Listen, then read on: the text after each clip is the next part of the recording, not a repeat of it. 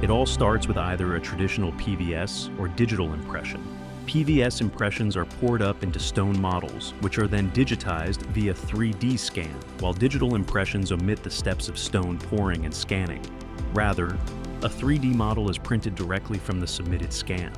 As the industry evolves, so does technology, with AI being the most groundbreaking as it aids in the crown design process. Once the crown is designed, it is exported as an STL file. Multiple STL files are rearranged to fit onto a single zirconia disc in a process called nesting. The discs are made from zirconium dioxide, which is pressed from its original powdered state into solid zirconia.